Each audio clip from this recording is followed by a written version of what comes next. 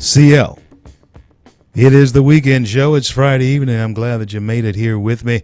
Hope you're safe and sound out there on the streets and highways of America, wherever you are. This program is streaming live throughout the great nation of America. And on the line with me now is critical care physician, Dr. Claire Gray, author of the book, The Battle for the American Soul, the Soul of America. And we were talking about, he had given us a scenario of a lady who needed chemotherapy in Oregon, but yet the state was running out of money. And so the offer was made to her, well, we can't give you the chemo, but we can pay for you to die.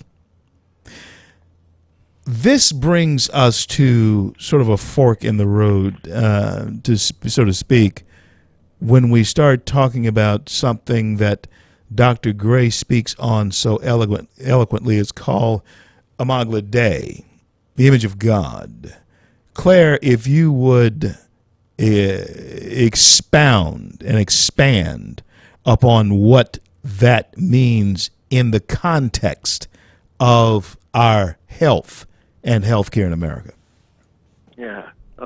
Just a moment ago, I talked briefly about the central issue of our time being the relationship between the average American person and government. Now let's pivot slightly to the relationship between the patients and their physician. And the culture since ancient Greece has struggled with this question. What is the role of the physician, and what is the role of the patient? And the patient is the every citizen, and basically that gets down to how we view humans, how we view people. And essentially, there's two choices. In a worldview without a God, humans are just a creation of time and chance, and there's nothing innately special about them. And when you start with that worldview, invariably, those in power decide that their obligation is to the collective, to look out for the whole. And the other way to start is with a belief in a God that's real, that who is there, and that humans, following St.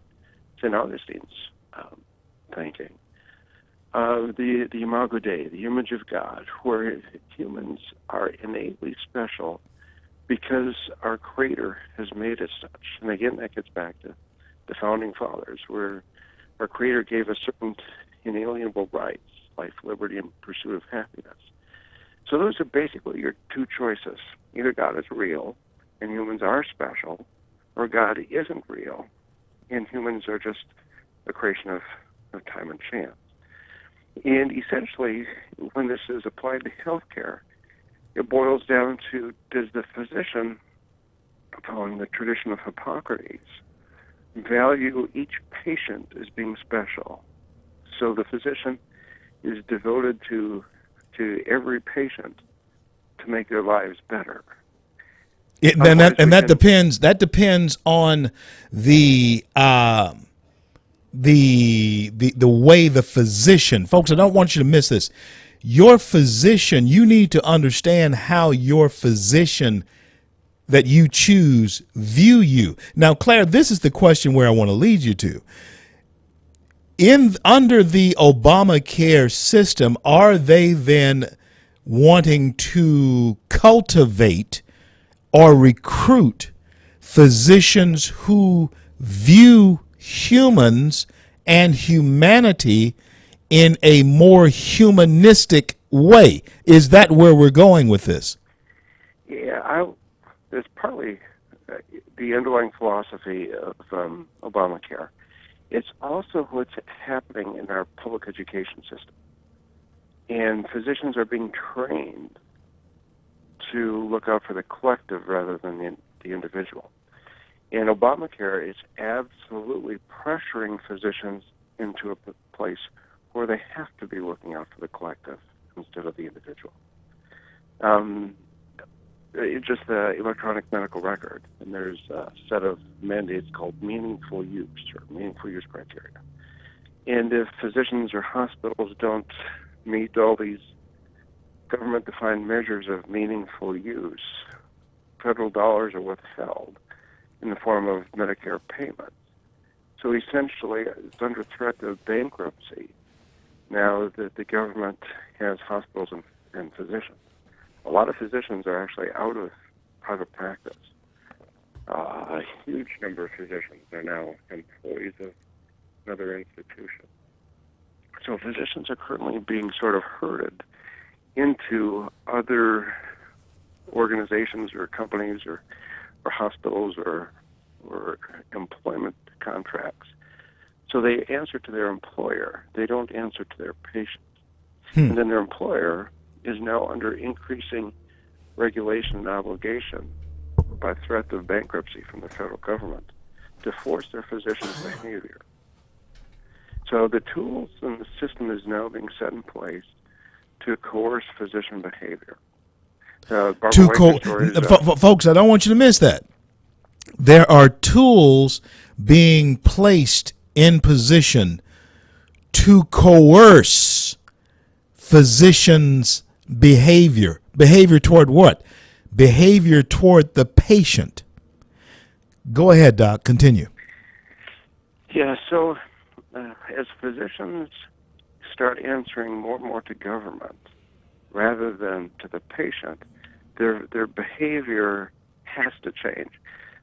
One of the examples I was giving last night at this town hall, my wife had several surgeries on her wrist, and we went back for a follow-up visit, and I asked her orthopedic surgeon, he's a very respected surgeon at a large network here in North Carolina. I want you to hold that. I don't want this story interrupted, sure. Claire. So let's hold that story here until after the break, and I want you to set it up again when we come back. I'm C.L. Bryant. We're on with critical care physician Dr. Claire Gray of North Carolina.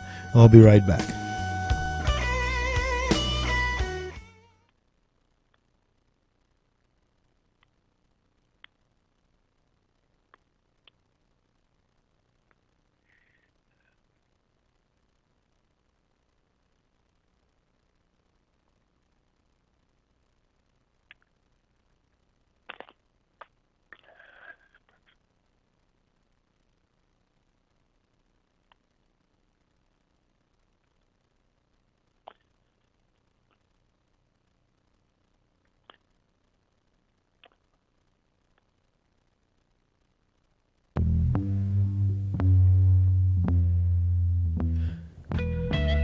There is a state of being dazed and confused going on in this country right now, especially when we consider what is going on with our health care system. And if, in fact, I believe if Hillary Clinton is elected to the presidency of the United States, we will see it continue to spiral out of control, and there will not be any type of amendment to it. On the line with me is Dr. Claire Gray, a dear friend of mine, my wife, and I, and his wife, Patsy. Dear friends, and I am often able to hear and get his counsel on things that are going on, not only in the country, but especially in the medical field. Dr. Gray, you were sharing with us a story that did involve your wife. And if you would continue with that, if you'd reset that for us. Yeah. So my wife is having surgery on the wrist, and it got complicated, and we went to a fairly prestigious surgeon for a large network here in North Carolina. And one of the docs I work with said, I thought I'd heard over there the physicians were going to be forced to wear tracking devices. And they said that they thought they actually didn't do that. So when we went for our next visit, my wife's doctor was sitting behind a computer, dutifully typing in all the required information, looking somewhat depressed. And I said, I'd heard this rumor that you guys are going to have to start wearing tracking devices. Folks, I don't want you to miss this. tracking devices for doctors. Go ahead, Claire. And I said, but I also heard that they got voted down and that didn't come to pass. And he looked up, reached over his name tag and tapped it. He said, right here. They know where I am every minute of the day. Wow. Wow. So he actually had one on, Claire. Yeah, yeah. Incredible. And that was sad because you could see in his face, even though he was what I would consider one of the old-time fantastic physicians that cared about his patients and would do anything for them. And I actually wrote an article for Dr. Carson's publication, American Currency. I call it Doctors, Data Entry, and Dog Tags. Wow. And is this mandatory? Is this mandatory that they wear those? Well, because he's now out of private practice. Now he's an employee of another institution. Oh. And that institution wants him to be, quote, productive. So if he wants to keep his contract, he needs to comply with what his employer tells him he needs to do. And that's where physicians are rapidly going, where it's under essentially threat of maintaining an income that you have to comply. And at that one, his tracking device didn't compromise his patient care. He wasn't told to not take care of patients. But you never in your wildest dreams would think that one of the most respected professionals of the past 2.5 millennia would be in a position where they were forced to wear tracking devices. Wow. So their employer could watch them from, through essentially every minute of the day. This is phenomenal. That's phenomenal. Go ahead. Yeah, this is, to me, what it marks is that is by itself. This is just a marker for a fundamental change in the nature of medicine. We're now seeing a swing of the needle, which has long been pointing towards Hippocrates, where the physician is an independent practitioner of a long and noble art who has devoted him or herself to care for the individual patient, to where the needle is now moving back to Plato, where the physician is becoming an hourly employee under coercion of government to act on behalf of the government to implement government policy that's looking out for the collective.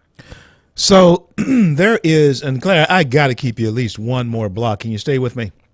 Yeah. Got it. Stay with me one more block because I want people to understand the difference in the worldview of Hippocrates and Plato. The Hippocratic Oath comes from the view of Hippocrates.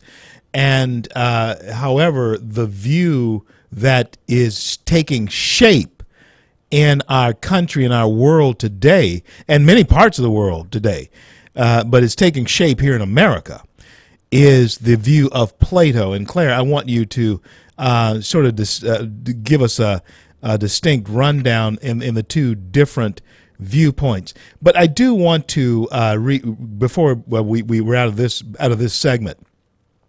So the private practice doctor is basically being forced out of his private practice, and he's having to work, for lack of a better term, you can term it better than I can, but he's having to work for the system itself. And in working for the system, and I'm just wanting our audience to understand what's going on with their health care in this country right now, Obamacare and the whole deal. And in working for the system, they are then compelled to comply with whatever that system is demanding of them in order to keep a paycheck. Is that what you're saying? Yep, that's exactly it. Wow. Wow, folks, and that is diabolical. Maybe one small step in there. Oftentimes the physicians are employed by, oftentimes it's hospitals. And it's not that the hospitals are the system, but the federal government has direct say over hospital reimbursement. So I wouldn't call hospitals, quote, the system, but the physician employer is answerable to government. Wow. And so the hospital now is under these governmental guidelines, and everyone working in that hospital by proxy of the hospital being under those guidelines fall under those governmental guidelines as well. And that's passed on to the patient because now, and folks, when you got to hang around, you got to stay here and hear the difference in the Hippocratic Oath, the worldview of Hippocrates and the worldview of Plato when we return with Dr. Claire Gray in just a couple of minutes.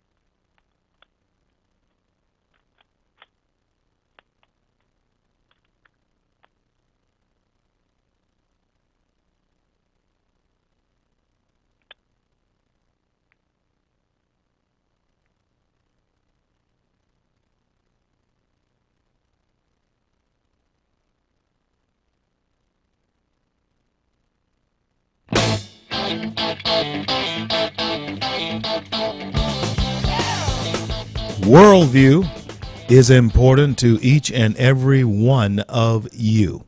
Worldview. And there is a medical worldview that was taken and stated long ago. And Dr. Claire Gray has a seminar. I invite any of you listening throughout the world to invite this man to speak to your church, your civic organization, your arena, because his view and his presentation on this is incredibly important. So, Claire, tell them before we get into Hippocrates and Plato, tell the folks how to get a hold of you and your thought and how to get you to where they are. Yeah, all of this is gone into much more detail in my book, The Battle for America's Soul.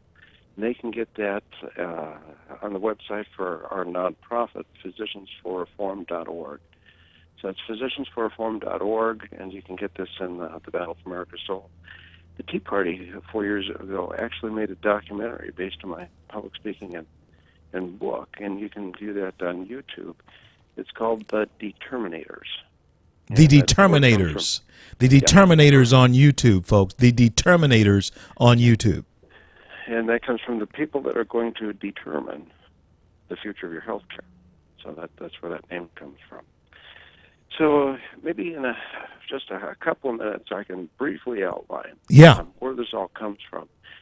Essentially, there's two poles of thought that I mentioned before. Plato outlines one in his Republic. In quoting just a bit, if I can remember it, he says, quote, "But bodies that disease has penetrated through and through, the physician would not have attempted to cure." He being the physician, did not want to lengthen out good-for-nothing lives or to have weak fathers begetting weaker sons. Plato goes on to say, if a man could not live in the ordinary way, he, being the physician, had no business to cure the patient. For such a cure would have been no use either to himself, that these last four words really caught me as I was reading it, or to the state. Wow. So essentially, in this quote, Plato is saying the role of the physician is to divide patients up into two camps. One is those that are going to be producing for society, moving the collective forward.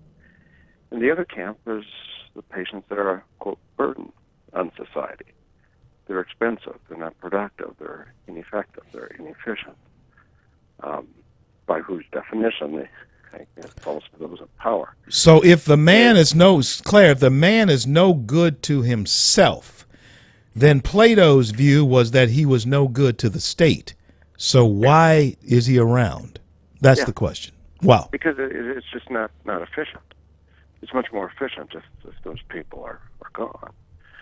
And he goes on to say these practices will treat the bodies and minds of your citizens who are naturally well endowed. As for the rest, those with poor physical constitution will be allowed to die, and those with irredeemably rotten minds. You got to appreciate the poetry of Plato. Those with Irredeemably rotten rotten minds. minds will be put to death. Well, I might And in go some along ways, with that to an extent. so in some ways, it's easy to kind of laugh at him. But Plato's a serious guy. Yeah, he was serious. Serious thinker. He influenced the course of Western history. And the rest of Plato's story, I wish we had time to go into because it's absolutely fascinating. But for that little piece there, essentially, Plato is saying, hey, let me go back and add just a little bit more. Plato actually searched for God. He believed in truth and goodness and kindness, and that's what the Republic was about, was his search for truth. But the problem is he looks for God. In fact, he looks for the God of Christianity. It's fascinating. He looks for a single, all-powerful, all-knowing God. He's actually anticipating the God of Christianity, but because he was born in 427, Christ hadn't come yet, so he couldn't find him. So that he resorts to the collective as what he pursues as good. And So we got to get to Hippocrates. We got to get to Hippocrates. Yep. So Hippocrates, on the other hand, was born in 460 BC. So they're actually, about 33 years apart. And Hippocrates starts his thinking at completely the other end of the spectrum. He's actually a Pythagorean. And the base of Pythagorean philosophy is that human life is a gift from the gods. It's supposed to be held and defended. There's something special about the human, which coincides with Judeo-Christian thought exactly. It's just from polytheism to monotheism. So Hippocrates devotes himself because of this higher calling, this rule above just what he thinks is a human, that's actually of divine nature and respects the individual. And you see this in the Hippocratic Oath. And in precepts he says, if love of men is present, love of the art is also present. Now in breaths he says, the physician sees terrible things and touches on the loathsome, and from others' misfortunes harvests troubles of his own. So there's something special about the patient in the Hippocratic world. And that's really the roots of the tradition of American medicine, is the patient is special because of the Imago Dei. The image of God. Image of God. Right. That's the basis of American medicine until now. Until now. That was it. Dr. Claire Gray, listen, man, we got to leave it there. And got to have you back more often. God bless you. God keep you. Tell Miss Patsy we said hello. Will do. Say hello, Jay. We'll do it. I'm CL. We'll be back to close it out in just a few minutes.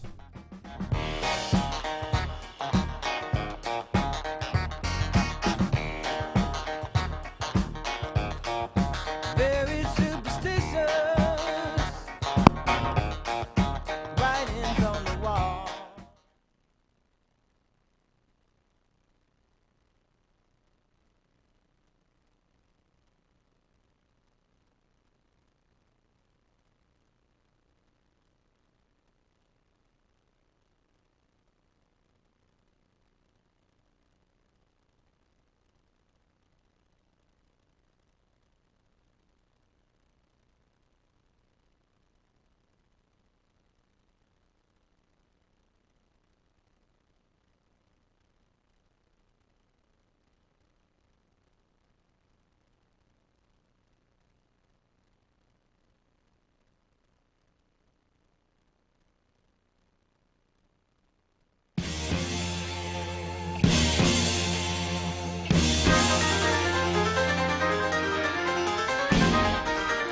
All right.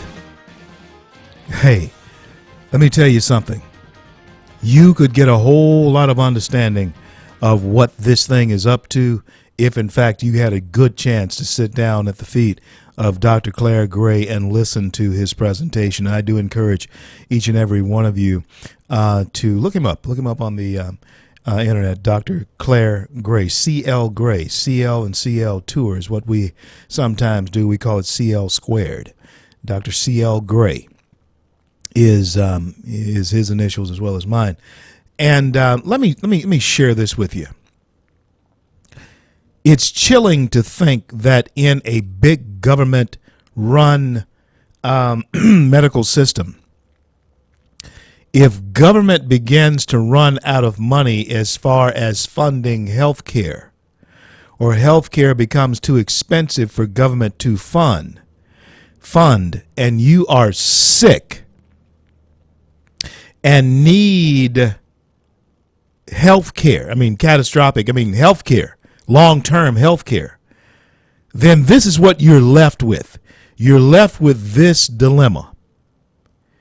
If they run out of money, you've just run out of time,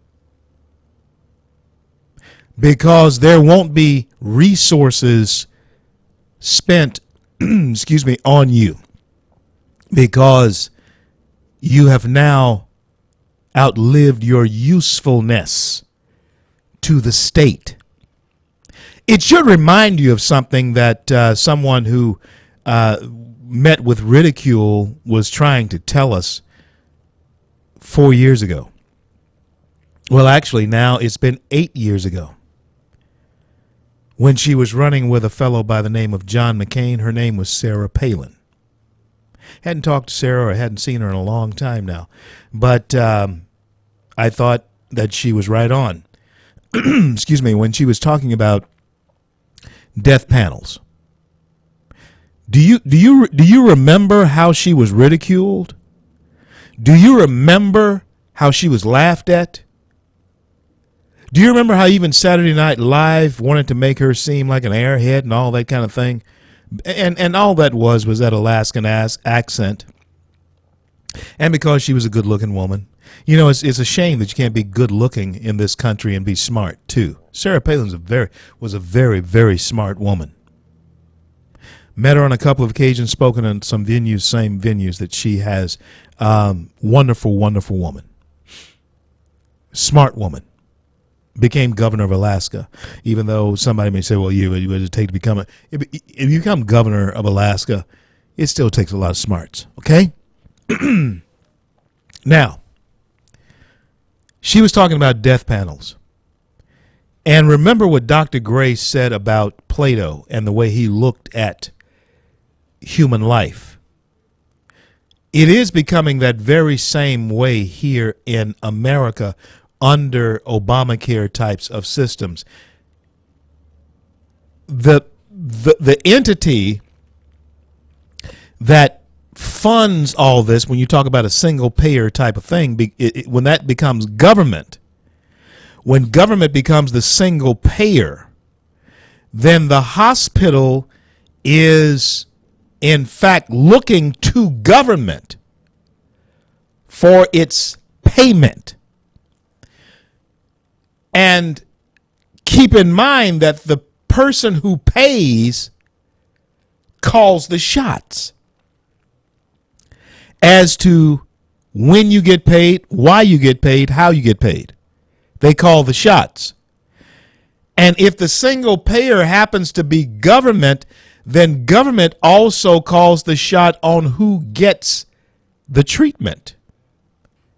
So now you have hospitals with well-qualified doctors in them who are no longer responsible to you, the patient.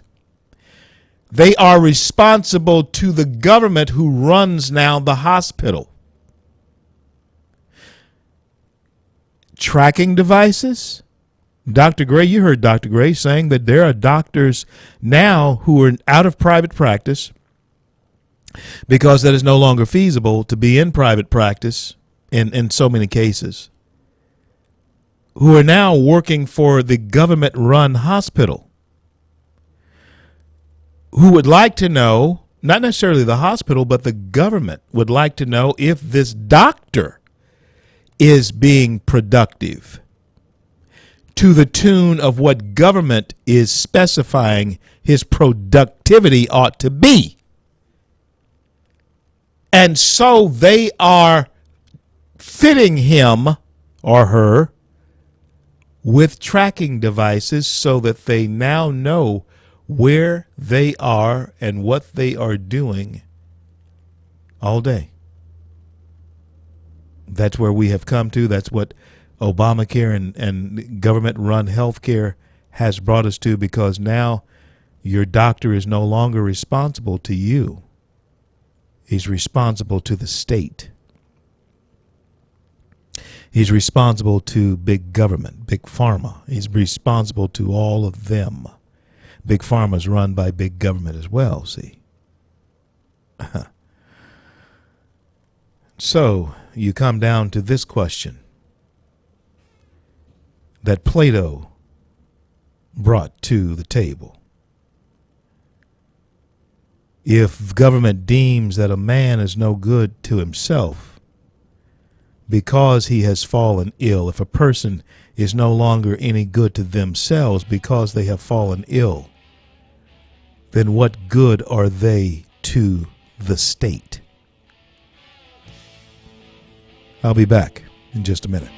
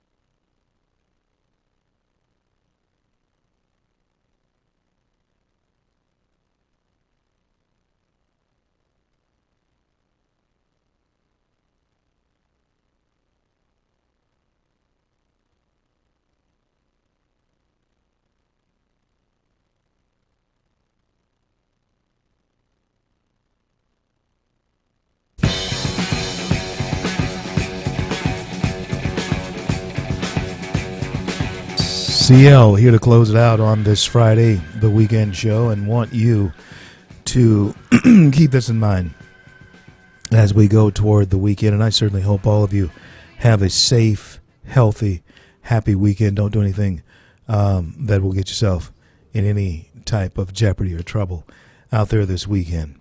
Spend some time with those that you love and care about. Do something that you care about. Do something that you love, and with hopefully someone that you love. Now,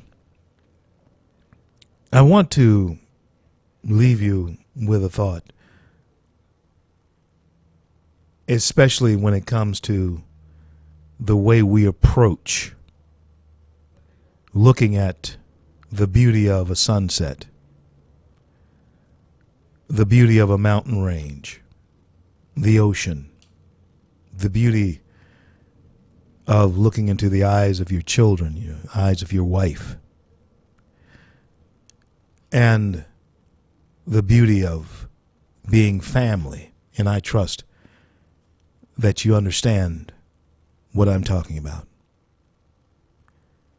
When we look at the human condition, we are now running into people who believe that because they think something is real or right, it is. Well, folks, I want to tell you something. When you look at the majesty of the Rocky Mountains, or the beauty of the Gulf Coast, or the fascination of a squirrel playing in a tree, those things are fascinating. Those things are glorious. And a mountain range is beautiful because it is beautiful. not because you think it is. It's beautiful whether you think it is or not. It is beautiful because that's the way I believe the Creator designed it to be. It's beautiful because He made it that way. And to leave you with this, just a thought, and I certainly hope you go to a church of your choice this Sunday. I'll be down at Grand Cane Baptist, by the way, 10:30 on Sunday morning. I'll be down at Grand Cane Baptist. Come on down and be with me there in Grand Cane. I think it is because He is God all by Himself. And I want to thank Him for bringing us to the close of yet another day, another week. And I want to thank Him for our men and women in uniform around the globe who defend our right to speak our mind. And until I'm able to talk to you again, may God bless and keep you all. To keep freedom alive, and to the families left behind, we'll stand by your side, and the bond will never be